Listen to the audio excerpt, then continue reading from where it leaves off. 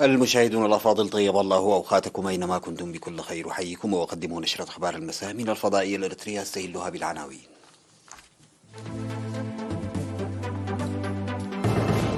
البلاد تحيي اليوم العالمي للسياحة.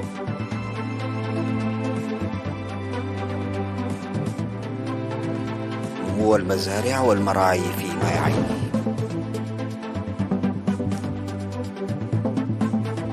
دعم لمريضات الناسور في مستشفى مندفرة.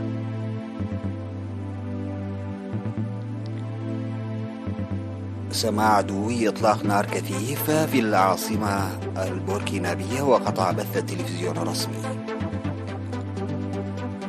بوتين يتهم الدول الغربية بالسعي لتحويل روسيا إلى مستعمرة. 19 قتيلا على الأقل في تفجير انتحاري بالعاصمة كابول.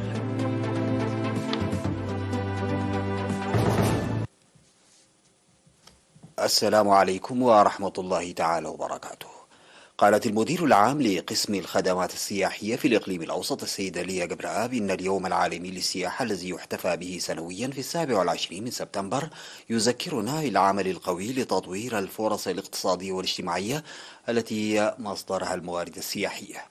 وقدمت في الحفل الذي نظم اليوم الأول من أكتوبر في أسمرة تحت شعار نهضة السياحة، قدمت شرحا حول الموارد السياحية في إريتريا وسياسة الحكومة الإريترية، وذكرت أن مجال السياحة يحتاج إلى عمل يضمن مصلحة الأجيال القادمة وتطويره على أساس حماية التاريخ والآثار والثقافة. حضر المناسبة وزيرة السياحة السيدة أسكالو منقريوس وحاكم الإقليم الأوسط السيد فسحي هيله وممثلو الوزارات والاتحادات الوطنية والضيوف المدعوين. شهد الحفل معرض للأشغال اليدوية والأغذية التراثية.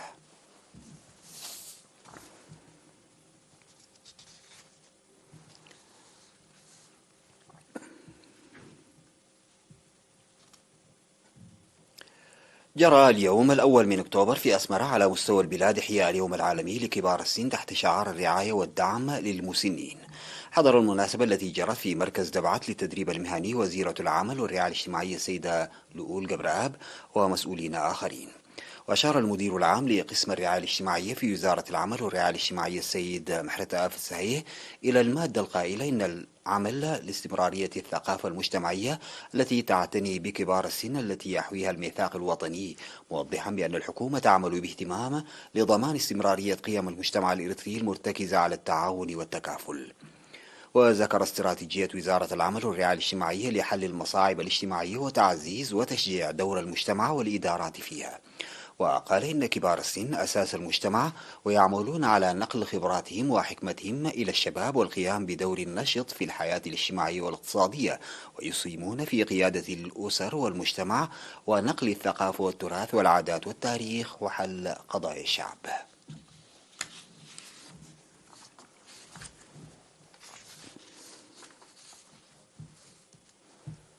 أفاد خبراء الزراعة النمو الجيد للمزارع والمراعي في مديرية مايعيني. وأوضح مسؤول الزراعة في المديرية السيد تاديوس ميكائيل إن معدل هطول الأمطار منذ شهر يوليو بلغ عموما أكثر من 647 ملم، وبفضل ذلك نمت المزارع والمراعي جيدا وامتلأت خزانات المياه. وذكر خبير تنمية النباتات السيد شيشاي تادسي زراعة مساحة تبلغ 6520 هكتارا بالذرة والبقوليات.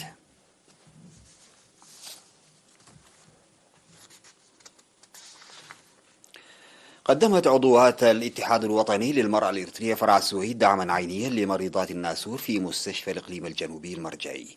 وأوضح المسؤول الإداري والمالي للمستشفى السيد أبراهام تسفى ميكائيل إن الدعم تضمن أدوات النظافة والأغذية والعكازات. وذكرت الممرضة إرجاء ألم إسحاق الراعية للمريضات إن الدعم يعكس المسؤولية الوطنية، وأشارت إلى تلقي حوالي 2070 مريضة العلاج الشافي في المستشفى، وشكرت الدعم المقدم لمريضات الناسور من الداخل والمهجر.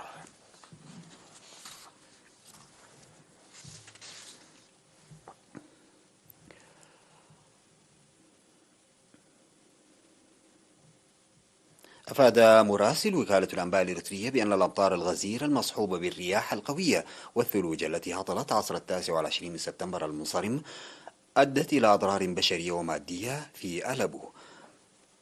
ووفق المعلومات الواردة دمرت 46 منزلا من منازل الأكواخ واقتلاع زنك مدرسة ابتدائية ومؤسستين وجدار مسجد، فيما أصيب 7 أشخاص.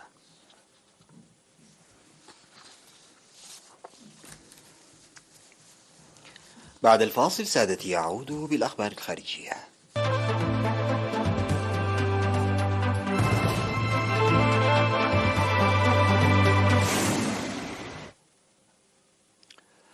أفادت وكالة رويترز للأنباء بسماع دوي إطلاق نار كثيف في المعسكر الرئيسي للجيش وبعض المناطق السكنية في عاصمة بوركينا فاسو.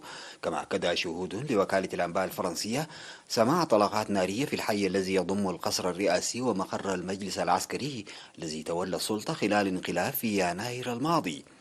وأفاد مراسلو وكالة الأنباء الفرنسية بأن عدة محاور طرقات في عاصمة بوركينا فاسو كانت مغلقة من قبل عسكريين.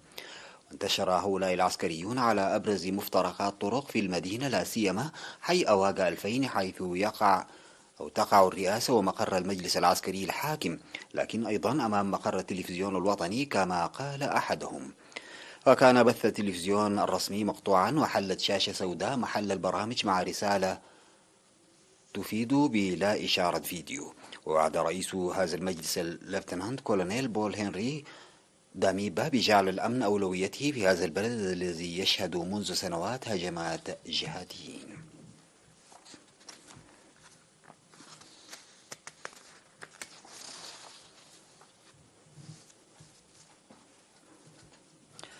اتهم الرئيس الروسي فلاديمير بوتين الدول الغربية بالسعي لتحويل روسيا إلى مستعمرة، وذلك خلال حفل أقيم للإعلان رسميا عن ضم 4 مناطق أوكرانية تحتلها القوات الروسية. وقال بوتين في تصريحات متلفزة: الأمر نابع من الأنانية بهدف المحافظة على قوتها، أي الدول الغربية غير المحدودة. وضمت روسيا رسميا 4 مناطق أوكرانية إلى أراضيها بعد استفتاءات شجبتها كييف والغرب، حسب ما أعلن الرئيس الروسي فلاديمير بوتين نافيا سعيه لإحياء الاتحاد السوفيتي. وفي كلمة ألقاها بالكرملين أمام المئات من كبار السياسيين الروس، قال بوتين إن بلاده ستدافع عن أراضيها الجديدة بكل الوسائل المتاحة لها، وهي تصريحات قد تشير إلى تصعيد للحرب الدائرة في أوكرانيا. كما اتهم الرئيس الروسي الغرب بتدبير انفجارات نجم عنها تسرب الغاز في عدة مواقع من خطوط أنابيب نورد ستريم التي تربط بين روسيا وأوروبا.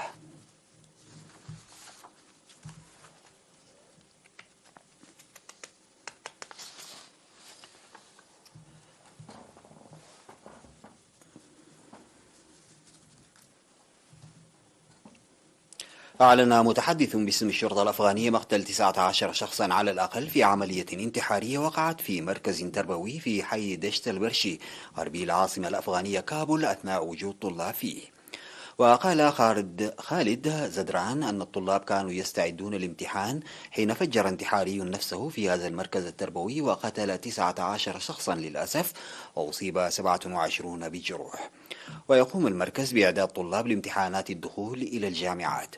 ووقع الاعتداء في حي دشت البرشي في غرب العاصمة، وهي منطقة غالبية سكانها من الشيعة وتقيم فيها أقلية الهزارة.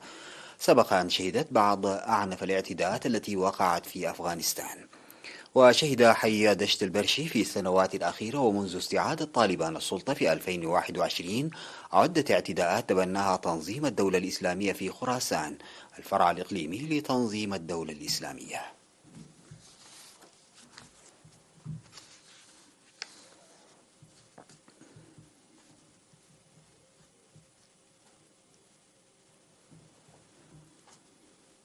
توصل وزراء الطاقة في الاتحاد الأوروبي لاتفاق بشأن إجراءات طارئة لمساعدة الأسر والشركات في الاتحاد على مواجهة فواتير الكهرباء المرتفعة، فقد صادقوا على مقترحات قدمتها المفوضية الأوروبية في منتصف سبتمبر، وتهدف لاستعادة جزء من الأرباح الفائقة من شركات إنتاج الطاقة لإعادة توزيعها على المستهلكين وخفض الطلب على الكهرباء في أوقات الذروة.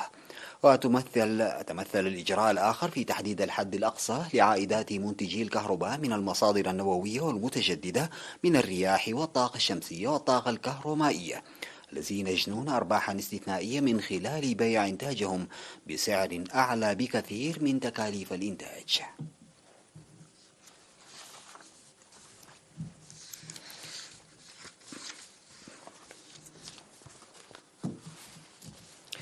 ختاما سادتي لنشرة الأخبار أذكر بعناوينها. البلاد تحيي اليوم العالمي للسياحة.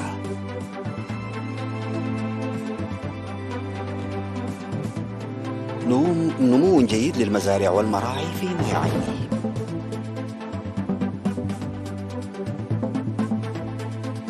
دعم مريضات الناسور في مستشفى مندبرة.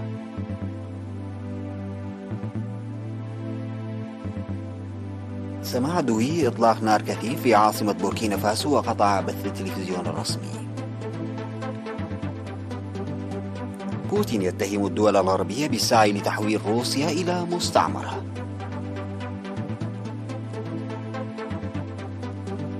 تسعة عشر قتيلا على الأقل في تفجير انتحاري بالعاصمة كابول. انتهت نشرة أخبار المساء قدمتها لحضراتكم من الفضائية الإلكترونية. شكرا لمتابعتكم والسلام عليكم ورحمة الله تعالى.